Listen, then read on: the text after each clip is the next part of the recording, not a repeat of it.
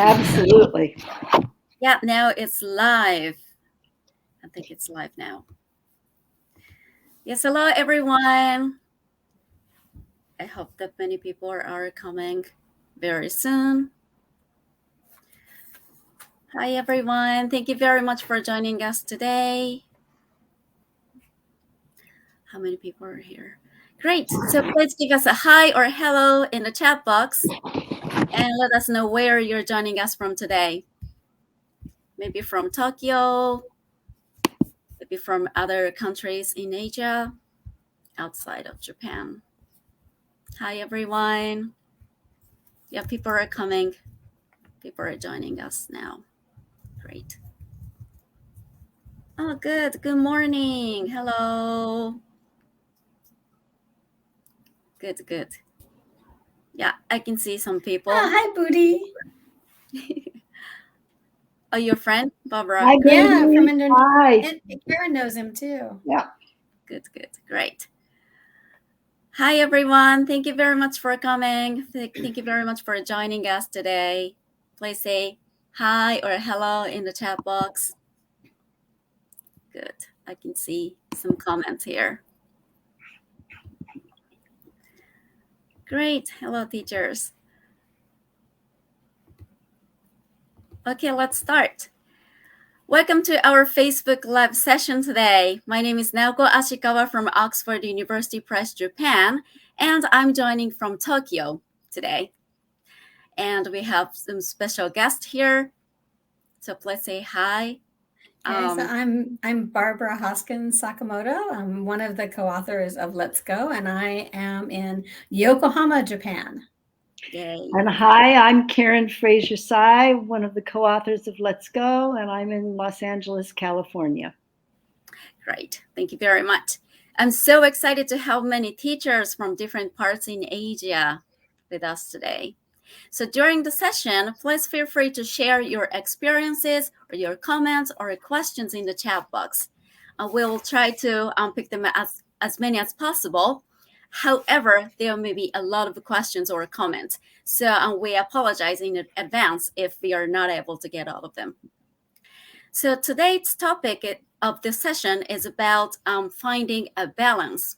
And we have special guests here, Ms. Barbara Hoskins Sakamoto and Ms. Karen Frazier-Sy, co-authors of our best-selling primary coursebook series, Let's Go. And they are kindly sharing their experiences too. So let's explore tips, methods, or best practices to help you find a balance together. Okay, so hi, Barbara, Karen again. Thank you for joining us today. Thank you, Naoko. Thank you. Okay. So appreciate you making this possible. Go ahead. Great.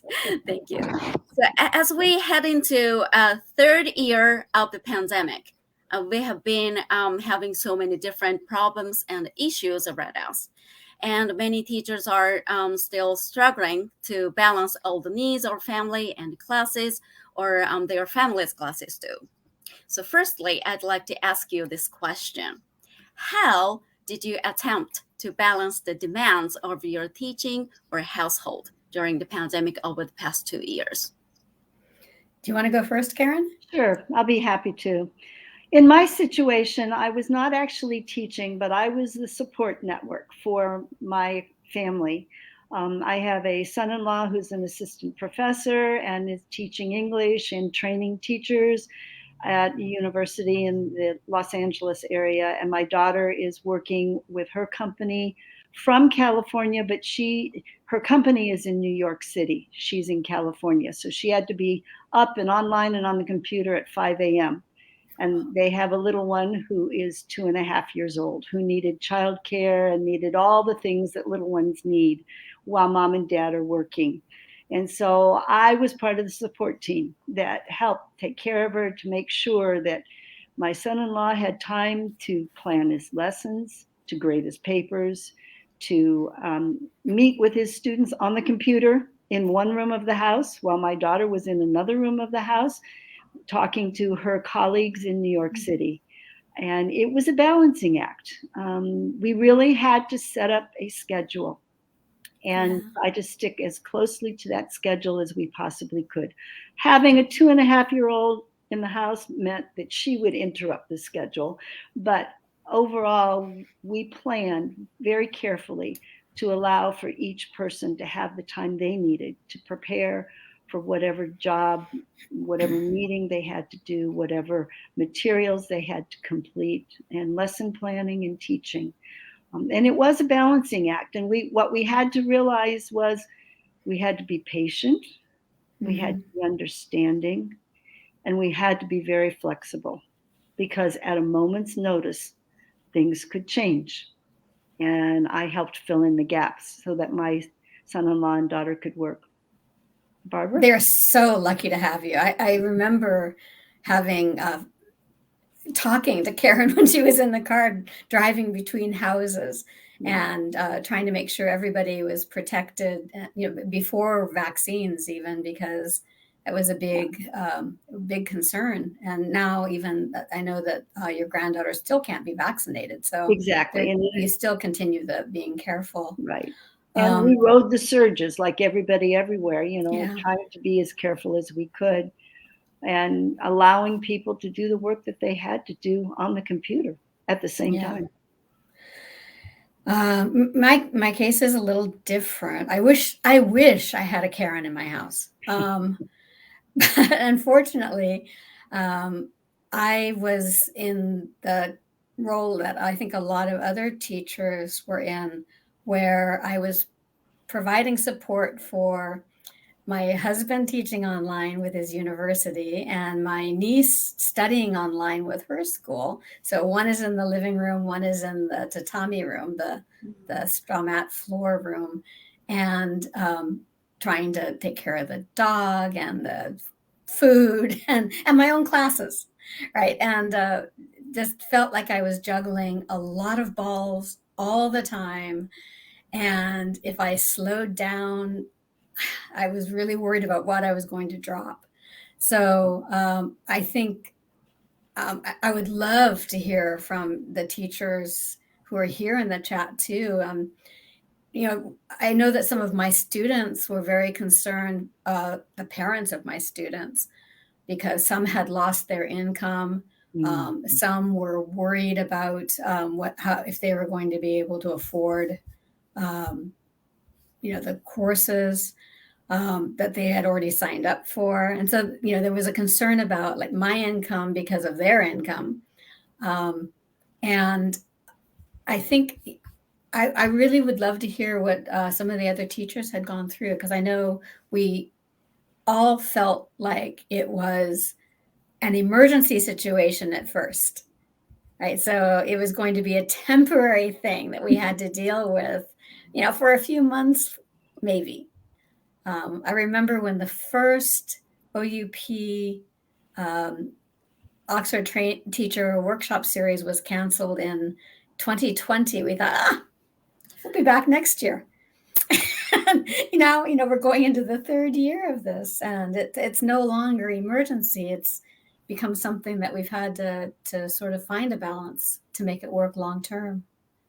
And for professional training opportunities, and like the TESOL conference, that also had to be canceled. And so many other conferences had to be canceled, and things were moved online. So it was a matter of trying to figure out your schedule of teaching and everything that you needed to do at home, along with trying to keep yourself informed about new ways of using the internet and the computer to help you teach your students, because so much of it was online. And many of us, especially a few of us that are up there in years, are not quite as tech savvy as some of the younger teachers. So it took us extra time to understand how to even begin to do some of the things that are available. And, the learning curve was incredible. And I remember I had to do some recordings, which I had never done before. And I had just learned how to take a selfie. And all of a sudden I was trying to record myself. And I was in a course that required people to record themselves and send it to the director. And he then would have to put all the recordings of each individual together to create a chorus, because we put an online concert together. Well, that was a huge learning curve. I tried and tried and tried again and tried again and made a number of mistakes, but I finally got it. It was just, I had to keep trying. Yeah. Well, I know I've heard from teachers in some other countries, and I know that in some cases, I know in Indonesia, I have heard of students having to go sort of hiking outside trying to find a Wi-Fi signal for attending a class. I know of schools when they told their teachers, okay, from Monday, you're going to be teaching online. And the teachers didn't have computers or Wi-Fi either. So they came up with some really creative ways of using their cell phones. And that's actually been something I think has been one of the two things that I think have been really good coming out of this is that teachers have discovered how much more capable they are than they ever thought they could be in doing new things and, facing those challenges or those hurdles.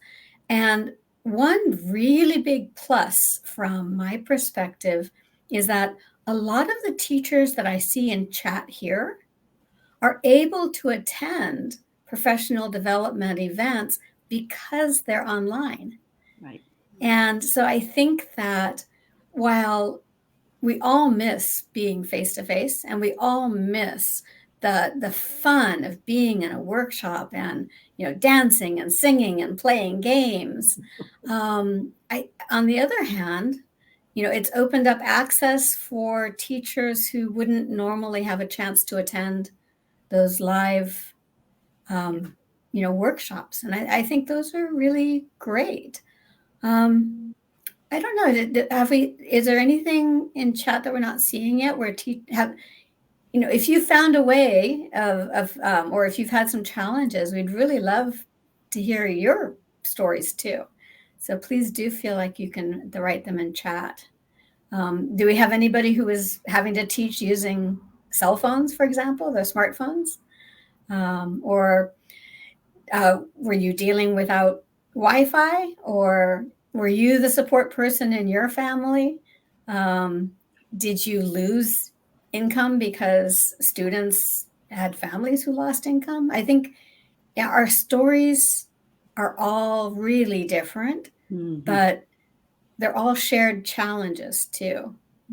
Did any of you turn to your students for some advice on how to use some of the technology that you suddenly had to become familiar with and they knew more about than you did? I found in my family, it was the younger members of the family that were helping some of us figure out how to use the various features that we didn't even know existed. Yeah. I know that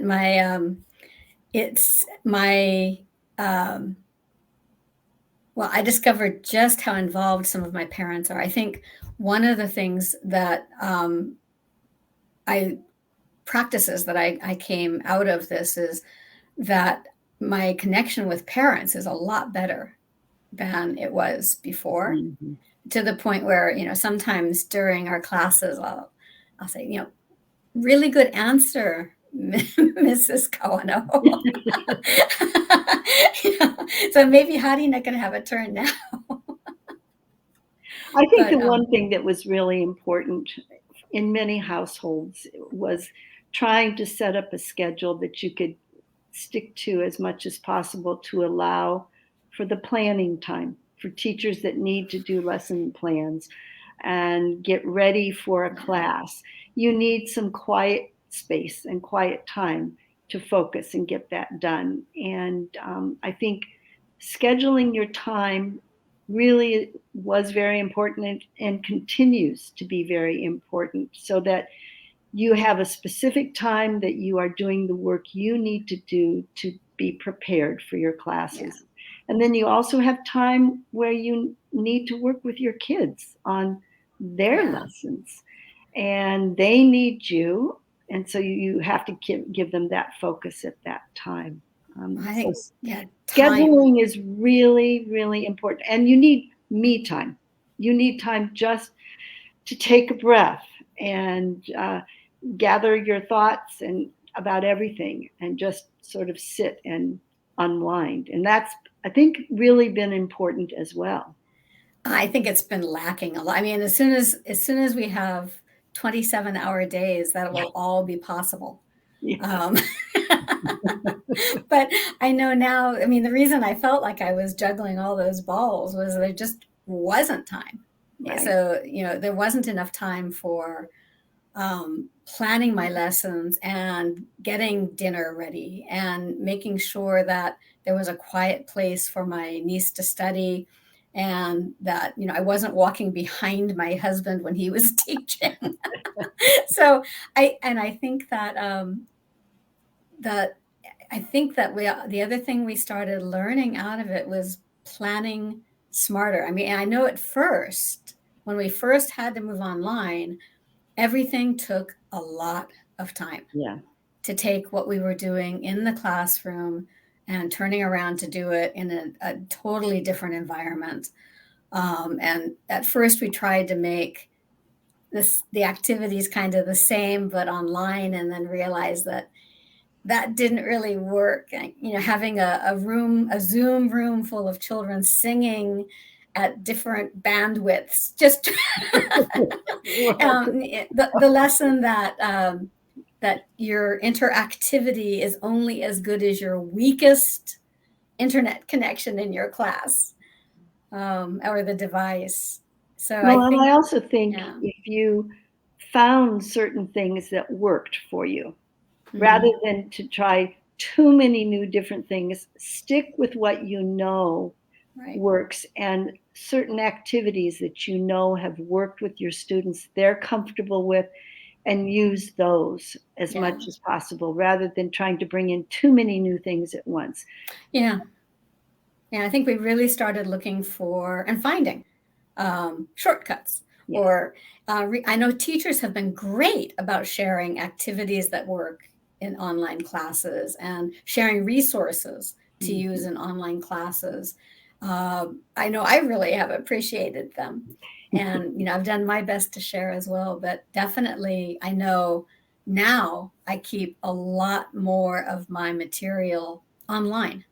Yeah. Right. Just because I can use the online material in the class if I go back face to face, and also online if if we stay online. So you've developed your own resource center online that you can tap into. Well, actually, I mean, I use the Oxford Resource Center online a lot. So I feel really lucky that Oxford has so many free resources for teachers. And I can tell you that, I've talked about Oxford resources for probably 20 years now. I mean, Oxford hasn't been online all that for the whole time we've been writing, but I think they've been online at least 20 years. So I've talked about the resources, but the last few years is the first time that I've really discovered how good they are, because I've had to use them for myself.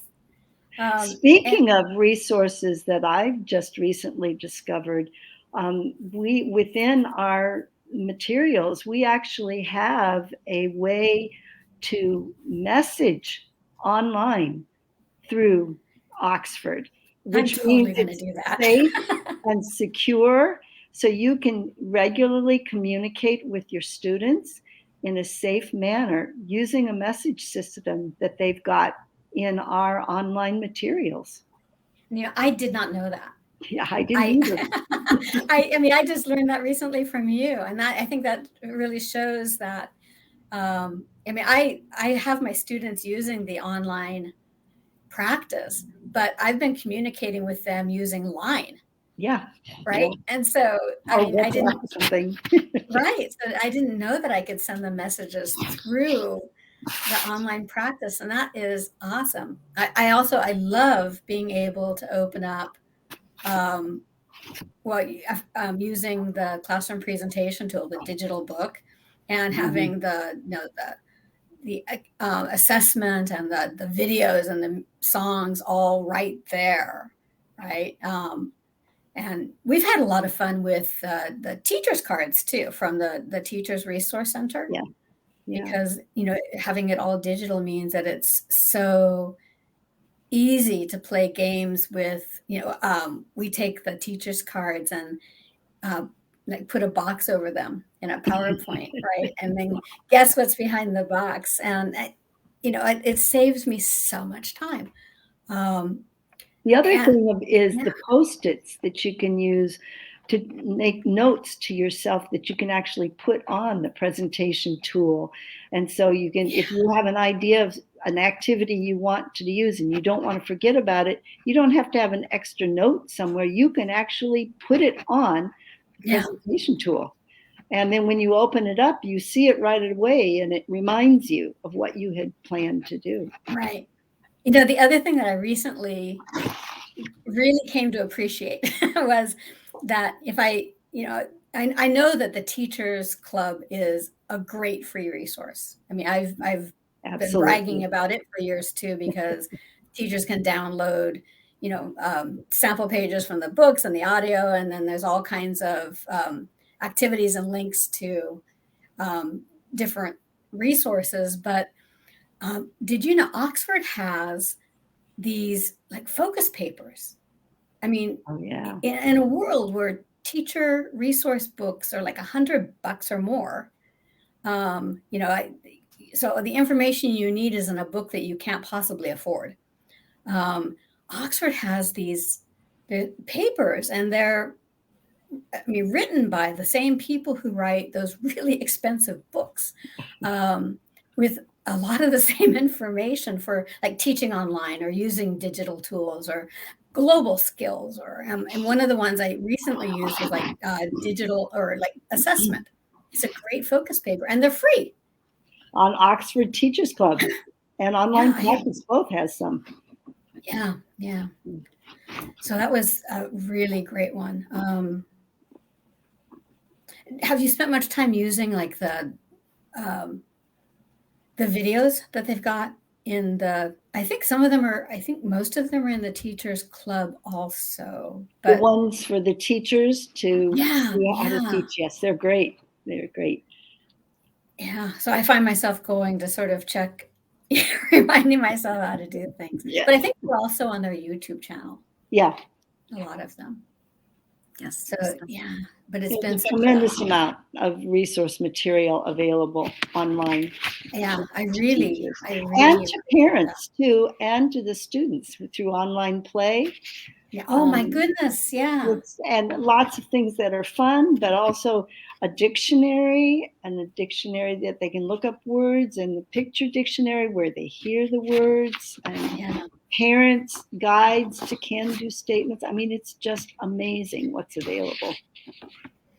Yeah, I think my parents really loved having the online play site, because the kids could go to it on the smartphone or, the tablet, and it was like having their own YouTube channel in a way. They could watch the songs and listen to some of the conversation videos, and then they could play the games. And that picture dictionary is actually, it's great. It's a hidden gem. I mean, I hadn't used it very much before, but we started playing games using it on a shared screen, and it was, that would be fun. It was really a lot of fun. Again, your interactivity is only as good as the weakest device.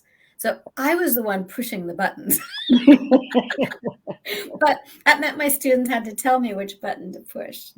Which is good. Give them a chance to show you that they know how to do something, and you're learning from them. Yeah. The other thing that I think is really neat is how much is available for students to listen to, and then they can actually record themselves online, saying the sentences and the words and asking and answering questions, and they can hear themselves. They can play it back as much as they want to hear how they did. Well, and also we can, I think the other thing that I really had fun doing was controlling the speed of the audio. Yeah. Right. So it was fun to start out with the songs being slower than average speed and then go, faster and faster and faster and faster. See if you can keep up. Yeah. The online, they were muted, of course. I only made that mistake twice. But I could see that we would be doing gestures, so I could see if they were keeping up. That's another thing that's really awesome for teachers. They have on the online practice, they have a switch where they can give access to the students for a period of time to practice activities there. And the teacher can monitor the progress of the students, the scores, and then they can switch it off. So it's just one lesson or one unit that the students can work with. And when that's done, then you switch it off and move to something else. There is so much flexibility online in all the materials that are available. I'm really looking forward to your online presentation, Karen, because I know that you've been really digging in and finding out all of these little tips and tricks, because I think one of the things I've learned from you is that I've been using a lot of different tools to do stuff that I can totally do all through the OUP site. Yes. I learned that a lot this time too, as I was looking. I'm amazed at that, because then I don't have to ask my students' parents to make more accounts. Because every time we have to make a new account for a new tool, it is really hard. Well, and I think that's probably the lesson for all of us in going through 2.5 to 3 years of this pandemic. We had to scramble. We had to try and do all kinds of things and figure out how to make it all work together.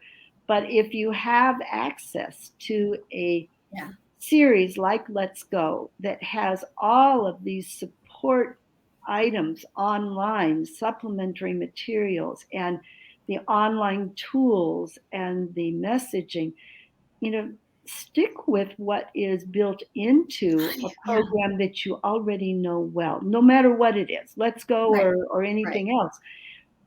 Try and work within that system to utilize everything that is available to you. That's one way to help you keep a balance, rather than trying to run around and grab resources from a lot of different places.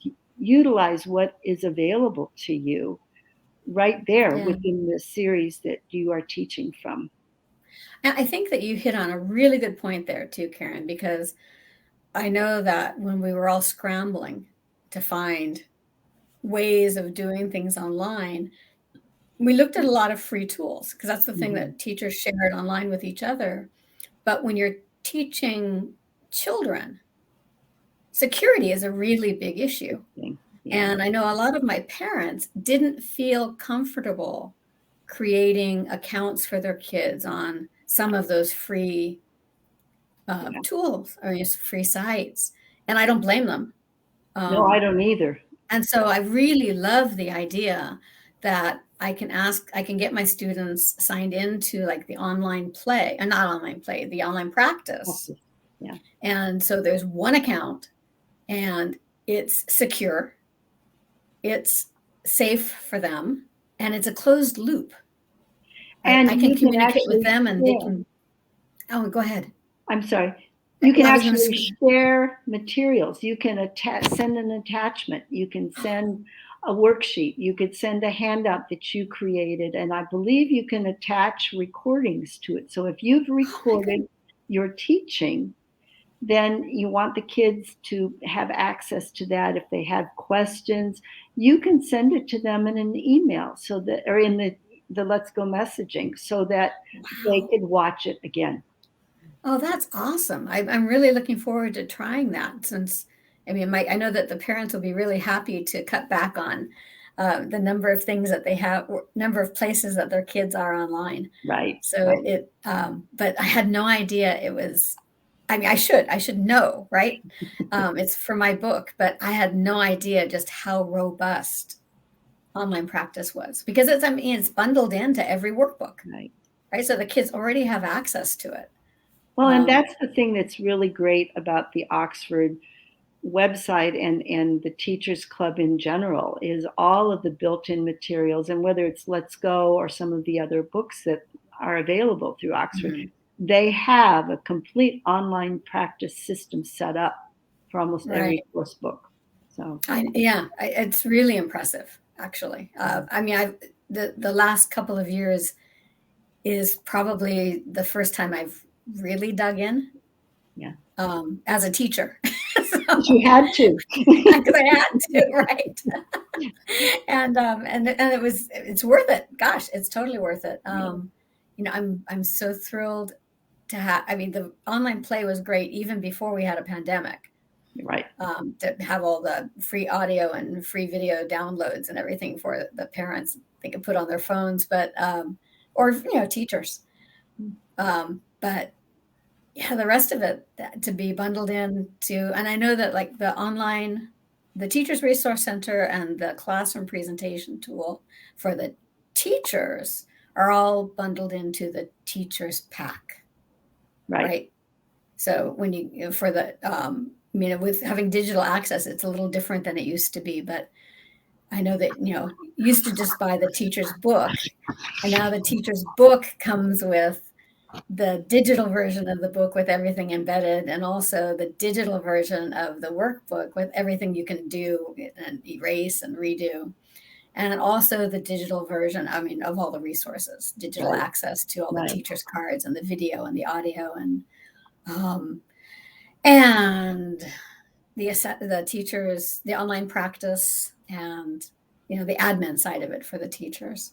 Yeah, the admin side really is very useful, because as teachers, you want to keep track of your students' progress. And if they are working online, you may not previously have been aware that you could track that, but it is built into the system. And when you sign into your account, if you've created your online class list in the online practice, then you're able to tap in and see how each individual student is doing, but also how your class as a whole is doing, and where the problems are. If there's something that the students are not understanding, you get a picture of that by using this class management system online. Oh, that's amazing. You get to see how much practice they've done and what they got right and what they still need to work on, and if they practiced. If they did, or not. Right. Yeah. So I think, so my two takeaways is if teachers are using Let's Go in and see what you already have access to, because it's a lot. Yeah. And, if you're not using Let's Go, go look and see what your book has available, because it probably is also a lot, because everything has digital access to things now. Well, and I think the pandemic is one of the things that has helped expand that, because there's more material available out of necessity. And a lot of creativity has gone into putting these extra supplementary materials and management systems into each series, so that it's helping teachers teach in a digital age. Right. Yeah. So hopefully we're going to get some questions, but while we're waiting on that, I was going to mention that I'm really looking forward to Karen's the webinar for, she's going to be going into this in a lot more detail on February 13th. Is yours? Your time. For me, it's February 12th, but yes. My time is the only one that matters. So, but the other one I'm really excited to see is Naoko Amano is also doing a session that'll be looking at ways of using the classroom presentation tool. And she's a brilliant online teacher. She was a brilliant classroom teacher, but man, she has moved online and really rocked the online environment. So I'm very excited I've stolen some of her activities for my students, but I'm really looking forward to seeing what she has to share. And then there are there's a whole list of people. Are we going to have a link up for people to the Oxford Teaching Workshop series too, since it's going to be online, so everybody here can sign up to join? Yeah, that'll be great. I'm looking forward to having everybody join us. Well, I'm looking forward to being in the audience and learning a lot from all of you all. So if you're in, if you're in Japan, sorry about that. I would like to see the other presentations. I don't know whether I'm going to be able to tap into that or not, but yeah, it's going to be a challenge. But I mean, I'm looking forward. I'm in Japan, so I'm looking forward to it. So, but yeah, I'm very excited about it. I'm sure that recordings will be available just like they are for this live stream. So, but I think the biggest takeaway, I'm sorry, Nako. Oh, sorry about that. Yeah, the recording will be available for sure. Good. So, yeah, if anyone would be interested to join, but if you're outside from Japan, you will be able to check the archive. I mean, some of the presentations are going to be in Japanese. Yeah. So yes, that's right. That will be a challenge for some of us, but well, that's why it's for teachers in Japan, so it makes sense to have the presentations in Japanese. But I think going back to the idea of balance, to all of the teachers that are with us in this live stream, you've put so much effort into doing so much for the students, and remember, you are doing the very best you can. And, be kind to yourself. Give yourself some time to try to find that balance, whatever works for you in your home and in your teaching situation. Utilize the input from your students. Your students do have some idea of how things work because they're on the other end and they are digital natives. And so they might have some really great suggestions. So take those suggestions and work with those. But seek a support network. I think that's probably one of the keys to find a balance is reach out to your other colleagues and share ideas. And also find a support network around you at home so that you can do all those many things that you have to do within a 24-hour period. Yeah. And if you are the support network and you also are the teacher and you might even be the main income now, find ways of saving time. You may not be able to drop any of the balls that you're juggling, but see what else you can drop, like prep time for lessons, or using one platform instead of 10 for communicating with your students, and find ways of becoming a more efficient juggler, even if you have to keep juggling. Use ready-made materials that might be available to you in Let's Go or whatever series you're using. That will help you cut your time. That's a really good tip too, because a lot of materials are, compatible with other courses as well. Right. I know that there are teachers who use the online play site because it talks about family and colors and, foods and adjectives and activities and things that everybody needs to learn how to do. And so that's really useful, I think. It's nice to take advantage of the things that are available. Free is good. And there's some extra line art that's available. Right. That if you're trying to make some kind of an activity sheet, you can use the teacher cards, student cards, and the line art, and can create online with that. Right. And then the teachers, and then inside the Teachers Club, you have access to all kinds of resources for all kinds of different course books too.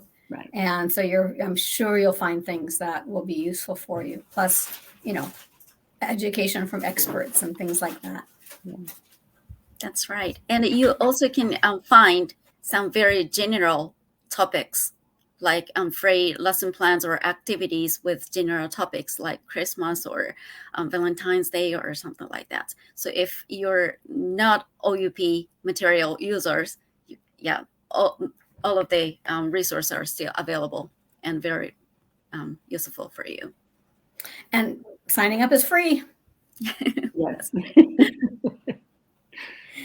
Okay, so now we only have 4 minutes to close this session. So the audience, teachers, if you have any questions to Barbara and Karen, please type in the chat box. So we only have 3 minutes to answer them. Yeah, again, Barbara and Karen, you kindly covered a lot of different topics and great things today. So we know that it is really difficult to find a good solution or answer for every single problem or demand in these difficult situations. But especially about teachers, they don't have enough time to do everything they need, as you mentioned. So again, we actually have a wide variety of free resources, components, and teacher support, or focus papers, and online modules for free, completely free online. So please visit our website to see more details and sign up for the Oxford Teachers Club and access expert advice, teaching ideas, and worksheets that you can use in your class for free.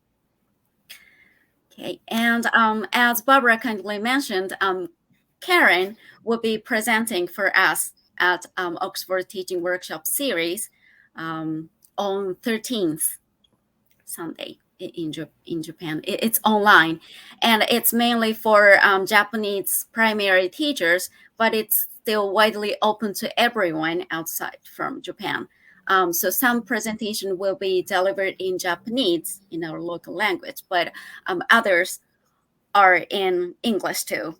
So if you'd be interested, please check our digital brochure about the workshop series to see the lineup, the presentation details, and schedule to register. Please feel free to sign up for that. Yes. Okay, so now we only have 2 minutes. Do we get any questions or comments from the audience?